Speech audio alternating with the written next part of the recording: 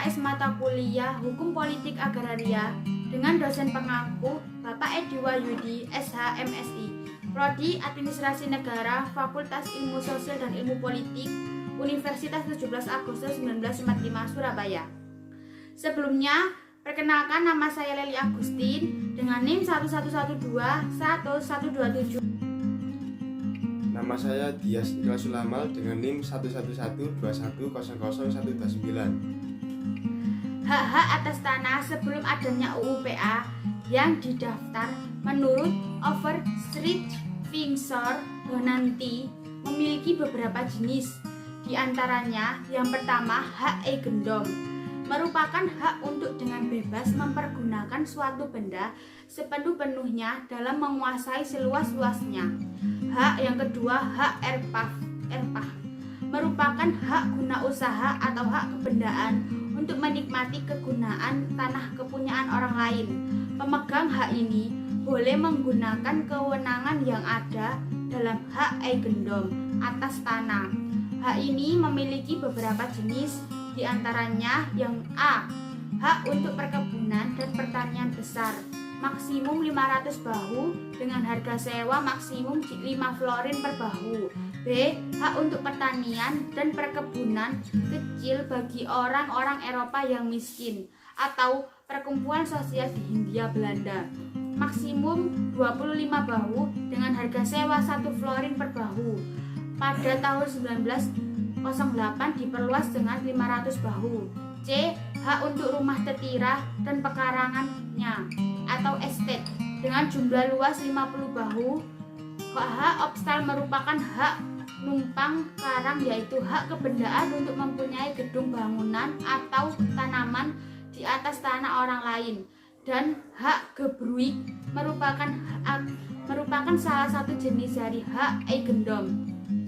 Hak gebruik atau refan gebruik adalah hak kebendaan atas benda orang lain bagi seorang tertentu untuk mengambil benda sendiri dan memakainya apabila terdapat hasilnya, hanya untuk dibuat sendiri beserta dengan keluarganya. Hak Brooklyn merupakan suatu perjanjian di mana pihak yang satu menyerahkan secara cuma-cuma atau sukarela kepada pihak yang lain untuk dipakainya, disertai dengan kewajiban untuk mengembalikan benda tersebut sesuai dengan waktu yang ditentukan. Hak Grand Controller merupakan hak yang diberikan bukan kepada para kaula swapraja yang pendaftarannya di kantor controller, dan hak ini banyak diubah menjadi hak opstal atau hak erpah. Selain itu, sebelum adanya UU PA, terdapat jenis-jenis hak atas tanah menurut hukum adat ciptaan swapraja. Di antaranya ialah yang pertama, tanah yasan atau yoso, yang kedua, tanah Grand Sultan, yang ketiga, tanah Norowito, yang keempat, tanah Gogolan, kelima, tanah Pekulen, keenam, tanah Pelayangan, ketujuh, tanah Kesikepan, kedelapan, tanah Titisoro atau Titisara atau Bondo Deso atau Bondo Desa, kesepuluh, tanah Kas Desa, 11, tanah Perdikan, dan ke-12, tanah Bengkok. Akan tetapi, sejak berlakunya UU PA, maka pengaturan mengenai hak atas tanah barat yang diatur dalam buku 2 KUH Perdata telah dicabut dan dinyatakan tidak berlaku lagi. Setelah berlakunya UU PA, hak-hak barat dikonversi dan dijadikan hak guna usaha dan hak guna bangunan. Hanya berlaku untuk sementara selama sisa waktu hak tersebut dengan jangka paling lama 20 tahun. Sesudah UU PA, hak atas tanah merupakan kewenangan tertentu yang diberikan kepada seseorang untuk berbuat sesuatu akan tanahnya. Dalam UU PA terdapat hak atas tanah yang bersifat primer, yaitu A. Hak milik atas tanah, merupakan hak turun-temurun terkuat dan terpenuhi yang dapat dimiliki orang atas tanahnya.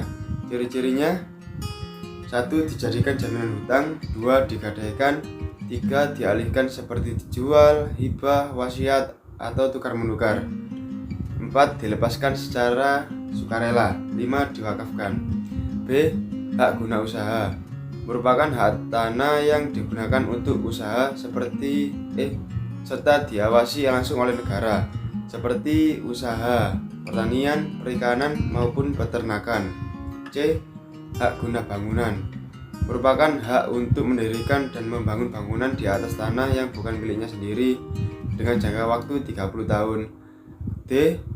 Hak pakai merupakan hak untuk memakai atau memungut hasil dari tanah yang dikuasai langsung oleh negara atau tanah milik orang lain yang sudah diberi wewenang dan kewajibannya yang ditentukan dalam surat keputusan pemberiannya oleh pejabat yang berwenang. E. Hak pengelolaan